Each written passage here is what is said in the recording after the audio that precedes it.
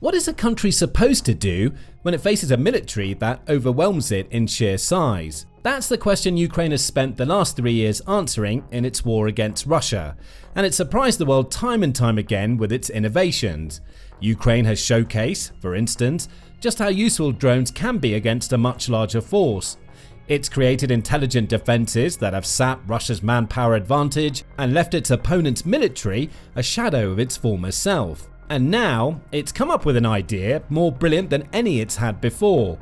Ukraine has gone full Mad Max mode with an unbelievable new tactic designed to crush Russia and flips everything about launching a military offensive on its head. On May 4, Euromaidan Press revealed that Ukraine's new tactic has been key to storming of the Belgorod Oblast in recent weeks. That oblast, which is a border region similar to Kursk, has been a key Ukrainian focus ever since Russian President Vladimir Putin's forces managed to force Ukraine out of Kursk. Putin thought his Kursk success would set the stage for a new Russian incursion into Ukraine's northeast. Sumy is his primary target, and he's been launching aerial assaults against the city for the past month. However, Ukraine's new strategy is forcing Putin to split his focus between his offensive and defending against Ukrainian incursions that are having far more success than Russia ever anticipated. So, how does the new strategy work? Defense analyst Ian Matveyev reveals all. He says that the past 6 months have seen Ukraine introduce a new tactic in which it's been sacrificing its own armoured vehicles so it can punch massive holes through Russia's defences. They knew many armoured vehicles, tanks and infantry fighting vehicles would have to be left on the battlefield, Matveyev said when commenting on Ukraine's attacks against Russia. In the past, those vehicles would simply have been lost, remnants of battlefield failures. Now, Ukraine has figured out a way to use those vehicles to hurt Russia one last time before they're taken out for good.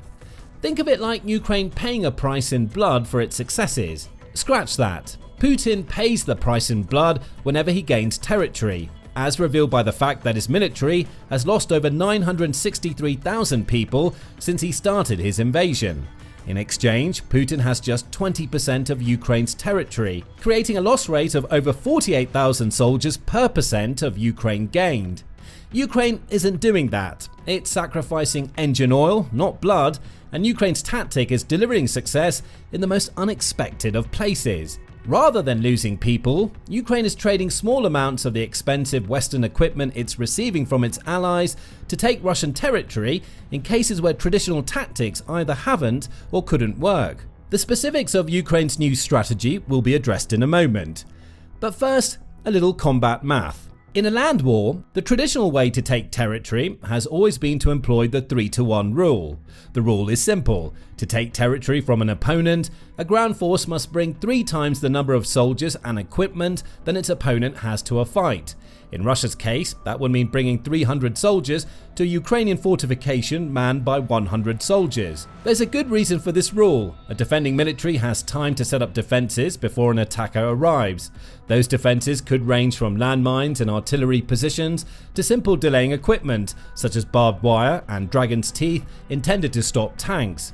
To break through those defenses, the attacker is practically forced into sacrificing the majority of its force before it even reaches the personnel against whom it wants to fight. Putin hasn't followed this rule perfectly during his Ukraine invasion. He's tried, though Ukraine has ended up being a much more dangerous foe than he anticipated. Russia is losing more than 3 soldiers to every 1 Ukrainian it's killing, which is why its territorial advances have been so slow over the last 3 years. Still, Putin is at least trying to follow the rule. As Matveyev notes, Russian forces employ consecutive waves of attacks. One wave is destroyed, then they send the next, wearing down the enemy to eventually take positions. Even if Putin isn't following the 3-to-1 rule perfectly, he's using the traditional method it espouses to take territory from an enemy. Overwhelm that enemy with sheer numbers, and you'll grab some land eventually. Of course, the caveat to this approach is that it requires an attacker to have massive reserves, both of soldiers and equipment, to sustain. If those reserves aren't available, the attacking force should hold back. For instance, going in with only a 2-to-1 advantage makes it easier for defenders to pick your soldiers and equipment off. More lives are lost for less gain than an army would make if it sticks to the 3-to-1 rule or above. Therein lies the challenge that Ukraine has faced throughout the Ukraine war. If there's one advantage Russia has over Ukraine, it's superior numbers. The massive casualty rate we mentioned earlier wouldn't be possible if that weren't the case. And even though Putin has been burning through manpower and equipment to sustain his constant assaults against Ukraine, he still has the numbers advantage. Combine that with the fact that Ukraine is the defending nation, meaning it can't afford sending huge numbers of troops on attacks against Russia's defenses without risking the weakening of its own fortifications, and you get the pattern we've seen for most of Putin's invasion. Russia attacks, Ukraine defends. That might have remained the pattern until Russia eventually won if it wasn't for the brilliance of Ukraine's military minds. Ukrainian generals thought differently, proposing attacks by fast mechanized groups whose main advantage is speed. Bradley IFV says, losing equipment instead of people, trading specific combat vehicles for limited, specific results, advancing 3 to 7 kilometers and capturing a village or a single position. As mentioned earlier, Ukraine has turned conventional military wisdom on its head, and it's already achieved spectacular results. How? Bradley Infantry Fighting Vehicles, or IFVs, lie at the heart of the strategy. As of November 2024, it's believed that the US has provided Ukraine with at least 300 Bradley fighting vehicles. Each is an impressive vehicle in its own right. Introduced into the US military in 1983, the Bradley has undergone several modifications in the years since. The base version of the vehicle, which is likely the one Ukraine predominantly has, comes with a center turret and a space for a gunner to sit on the right. That turret has a full 360-degree range with an elevation of between -10 and 60 degrees. A 25mm Bushmaster chain gun is loaded into the turret, which is powerful enough to shred through most troop deployments, and extra support comes from a 7.62mm machine gun mounted for the right side gunner. On the left are 2 wire-guided missile launchers, with the vehicle also coming loaded with 8 smoke grenades that the driver can use when they need to conduct evasive maneuvers. In terms of protection, the Bradley comes with space laminated armor, along with protection against rocket-propelled grenades, 30mm rounds, and shell splinters up to 155mm. It's also surprisingly fast given its bulk. Base Bradley IFVs can travel up to 41 miles per hour over a distance of up to 298 miles. The Bradley isn't the best IFV in the world. It's a little long in the tooth and has been surpassed by others that have come along since its 1983 introduction. However, it provides more than enough firepower and armor to protect Ukrainian troops as they assault Russia's defenses, or often more importantly, fend off attacks by Russia's mechanized units. And Ukraine isn't using these IFVs the way they're intended to be used. Its crazy yet brilliant Mad Max strategy starts building with an infantry battalion that has between 15 and 25 pieces of equipment. The Bradley makes up the majority of that equipment, though Ukraine also uses other armored vehicles. For instance, each battalion incorporates up to 3 engineering vehicles, such as the American Max Pro or armored vehicles like the Ukrainian BTR-4E Bucephalus that must meet a minimum requirement: resistance to mines. As for tanks, they're not necessary. Tanks play a secondary role, sometimes not appearing at all, Bradley IFV says. They're slow, heavy, and offer little transport capability.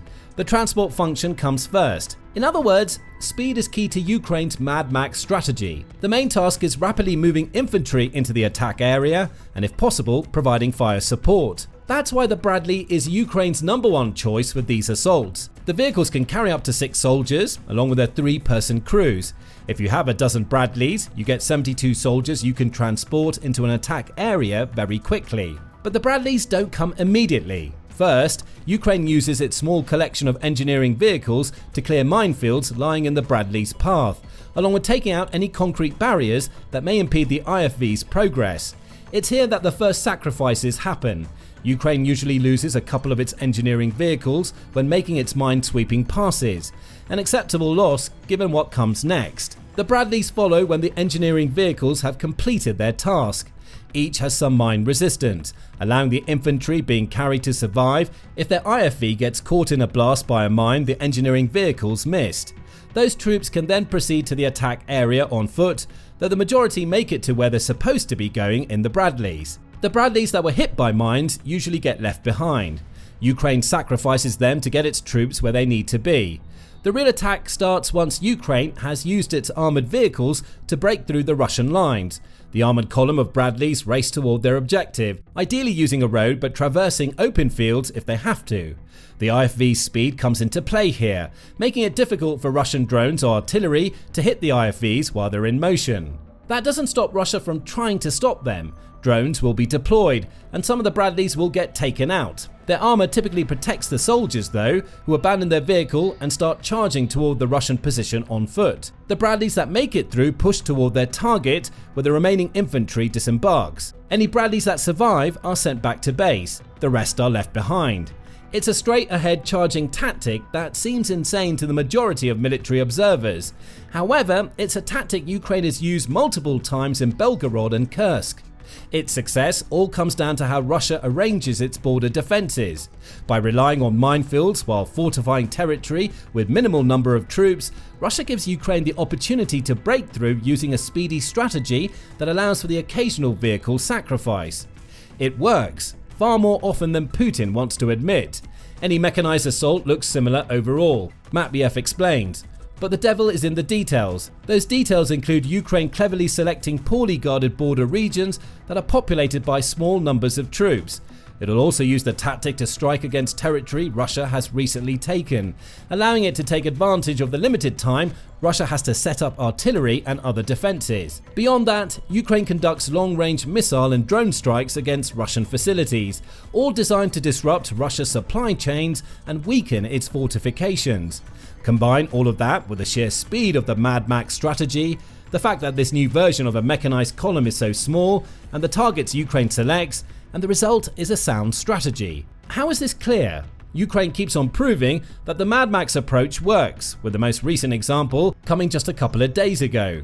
On May 6, Australia's SBS News reported that Ukraine has launched a new ground attack against Russia in the Kursk region. That's already a massive blow to Putin.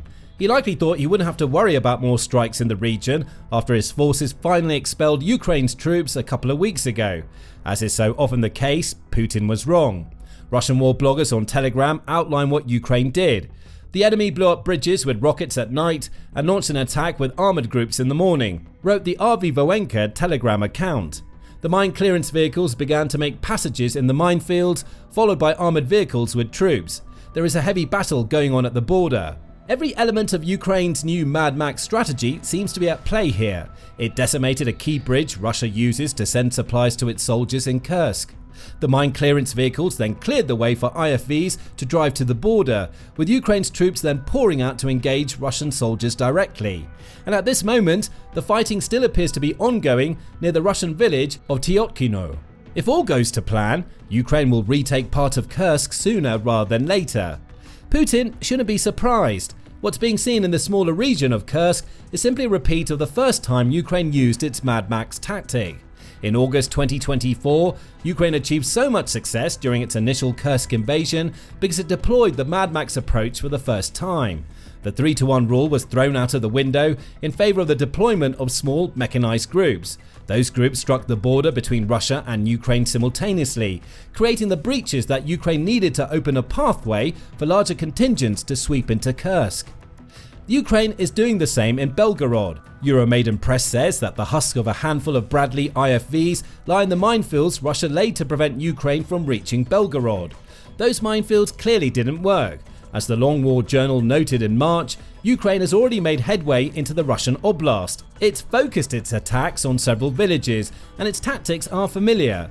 Ukraine used small columns that combine IFVs with tanks and ATVs to break through minefields and overcome anti-tank obstacles. Airstrikes on a Russian command post near one of the villages preceded the assaults, showcasing the element of the Mad Max strategy that involves taking out Russian logistics before the vehicles roll in. The result? Ukraine is forcing Putin to pay attention to Belgorod, and it may even be taking territory in the region, at a time when Russia is trying to focus its attacks on Ukraine's northeast. Ukrainian President Volodymyr Zelensky has even confirmed Ukraine's success, saying on April 19 that, in the Belgorod region, our warriors have advanced and expanded our zone of control. In other words, Ukraine is snatching territory from Russia. The Mad Max strategy is how they do it. But why is Mad Max so successful compared to Russia's attempts to take Ukrainian territory? The key elements of Ukraine's strategy lie in the use of fast and reliable vehicles, elite engineering, strong engineering support, and the intelligent selection of targets. Russia's mechanized assaults have none of those elements. As Euromaidan Press points out, Russia instead swings between two extremes without ever finding the right balance. At one extreme, it uses heavily armoured crawlers such as tanks to try and break down Ukraine's defences. Those tanks may have been effective 20 or 30 years ago, but Ukraine's vast fleet of kamikaze drones combine with artillery and rocket fire to take out these slow-moving vehicles before they get close, leaving Russia's soldiers to continue assaults on foot. It's a brute force approach that only works when Russia can exceed the traditional 3-to-1 rule or when it attacks a weakened Ukrainian position. At the other extreme, Putin goes light. Too light. He's now sending in soldiers on motorcycles and in unarmoured civilian vehicles. Both provide more speed than the IFVs Ukraine uses in its Mad Max strategy, but neither offers much protection. A mine decimates a civilian vehicle along with the people inside. As for motorcycles capable of not triggering Ukraine's anti-tank mines, their riders are still vulnerable to drones, machine guns and aerial attacks. Their speed may get them close to Ukraine's defenders, but they can't break through barbed wire, and they're so noisy that Ukraine always knows that they're coming. Combine all of that with a lack of experience in many areas of the Russian military, and you get a clear contrast in tactics. Ukraine's Mad Max approach works more often. Putin's traditional approach is starting to look more and more outdated. Now, does this mean that Ukraine has come up with the ideal assault tactic for winning its war against Russia? No, says Matveyev. These operations succeed only with clear, achievable local objectives, capturing a village 5 kilometers from the front. That's it. That makes sense. Everything we've learned about the Mad Max strategy shows us that it's intended to work over short distances by taking advantage of the speed of the IFVs Ukraine deploys. Trying to capture too much ground at once causes everything to collapse as supply lines fail and the troops deployed in the IFVs get too far away from their bases. A larger tank using this model also alerts the enemy, enabling counterattacks. That doesn't mean Ukraine's Mad Max strategy can't lead to substantial gains. That was seen in Kursk back in August 2024. Ukraine used the Mad Max approach to break down Russia's border defenders, allowing larger contingents of soldiers to pour into the oblast and take poorly guarded settlements. Think of Mad Max as the foundation of these types of assaults. The strategy makes small and localized breakthroughs upon which Ukraine can build. The strategy's success also relies on the smaller number of vehicles it uses. 15 or 20 Bradleys and engineering vehicles are much harder to spot than the several dozen that might be used in a larger attack. Still, stockpiles will be an issue. Even with these smaller assaults, it's important to remember that Ukraine only has around 300 Bradley IFVs. While not all that it deploys in its Mad Max assaults are sacrificed, with any that make it through a target safely being sent back to base, there is still a clear limitation at play. That's why Ukraine picks its targets so carefully. It doesn't know if or when it will receive more Bradleys or any equivalent IFVs it can use in its Mad Max raids. But that may not even matter. As the recent Kursk and Belgorod excursions prove, Russia is still overestimating the strength of its border defences and underestimating how many troops it needs in its territories to hold off Ukrainian attacks. As long as that doesn't change, we can expect Ukraine to deploy its Mad Max tactics several more times before the Ukraine war is over. As Matveyev concludes, on crucial front sections, quality equipment and training gives Ukrainians a unique opportunity. Though outnumbered, they locally seize initiative, attack, dictate battle terms, and control key areas. The 3-to-1 rule? Who needs it? Ukraine is showing that mixing a little madness with genius is enough to score major victories against Russia. But what do you think about Ukraine's Mad Max tactic and its effectiveness against Russia? Is there anything Putin could do to counter this strategy? Where do you think Ukraine will deploy its clever tactic next? Let us know your thoughts below, and remember to subscribe to The Military Show for more up-to-date news and information on Ukraine's biggest and best innovations, as well as other military conflicts around the globe.